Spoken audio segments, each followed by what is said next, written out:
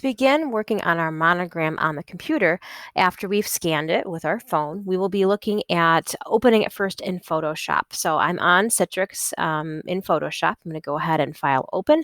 I've already uploaded my file from my phone to my Google Drive. So you might have to install the Google Drive app on your phone. And I saved my file in my Digital Art 2 Fall 2020 folder. There it is. And there's my scan. So the first thing once this opens up is I know that it is backwards. If yours opens up, let me bring it over onto this monitor. If yours opens up first in Camera Raw, that's okay. Just go ahead and say open. Camera Raw is just kind of a hidden subset of Photoshop that's good for editing photography. So that's something we might look at a future date. If you say done, it's going to close out. You have to say open. All right, so now I've opened. Then I'm going to look at rotating it. So if I go to image rotation, I just need to rotate mine 180. So if yours is upside down, that's a quick way to do that. The next thing I'll be doing is I'm going to look at adding some layer adjustments. So the first one is I want to add a black and white adjustment layer. Take out any of that warm tone or grays that I'm seeing or blues in my picture. The next step then is to look at adding a levels adjustment layer. And this is going to help me actually make it really black and white. So I'm going to strengthen up the white highlights to get rid of a lot of that gray that was happening on the far right side. I'm also going to strengthen the black so that my lines are showing up more. And then I can play around with that mid-tone gray to strengthen those a bit more. So that's looking pretty good. I've gotten rid of a lot of that excess stuff, but I do have some things that really showed up more so when I did those edits. So now I'll make a new layer, and on that new layer, I'll be using my paintbrush. I'll want to make sure I set my paintbrush to a hard round brush, so that way the soft edge doesn't accidentally blur over any of the important parts of my drawing, because remember the soft round brush has a feather or a blur on the edge that actually extends beyond the circle of the cursor that you see. So it's easy to go too far. So I'm going to use white. I'm going to reset my foreground background to black and white, and I can either use this arrow to flip-flop them, or I can use the X key while I'm working to flip-flop them. So I'm going to start with white again on this new layer. I'll probably need to zoom in. Command plus will make me zoom in. I don't want to zoom too far at the moment. I'll come back a little closer there in a bit. And then the space bar is the hand. Let me walk around the page. So I do have some cleanup to do here. I went a little too far, that line there. So I can come through and paint that. I made a little of an error there. So you don't have to go crazy and fix every tiny little, spot, but anything that you feel is a bother, is not in a place that you want it to be, that's the kind of stuff you want to clean up. The bracket keys on your keyboard, those are the little kind of sideways end cap looking things.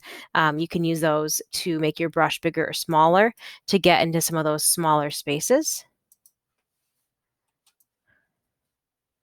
And for me, some of the biggest stuff was down the outside here that I noticed. Some of those pencil smudges that didn't really show up in my initial one.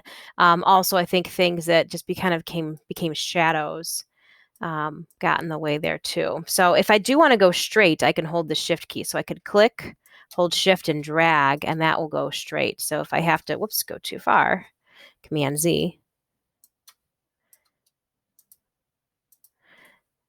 And just kind of work to clean that up a little bit and get rid of some of these larger flaws that I don't want. Once you have this fixed, with getting rid of any unwanted black marks, you can also go in with black and fix any gaps that you might have missed. You might come across something that you're like, oh no, I missed it, my initial, and you can fix that later. So I'm just going to do a little more cleanup in here. Again, doesn't have to be perfect because Illustrator has a few more settings when we do live trace to help you get rid of more of that unwanted stuff. We're just trying to prepare it so that we don't have any major flaws that make it more cumbersome to work with in Illustrator. Everything looks nicely closed up here. I might just taper off that point a little bit more, stylize that. Again, the space bar is the key I'm using to sort of walk around the page while I'm zoomed in.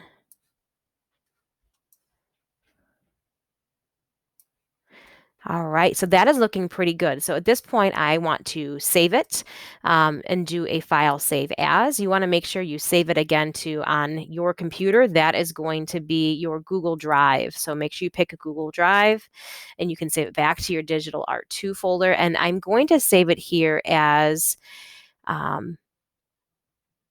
digital. There we are. Too many folders here. As a PSD first with my name on it. And then a window pops up and it showed up on my other monitor. Here we go. Say OK for maximizing compatibility. And then I'll save as a JPEG. So I'm saving that PSD first so that I have my layers in case I have to come back to fix anything later. If I get into Illustrator and I'm not liking what's happening, I already have all those layers ready to go. So save that. The next window, though, pops up. Again, these are popping up on my other monitor.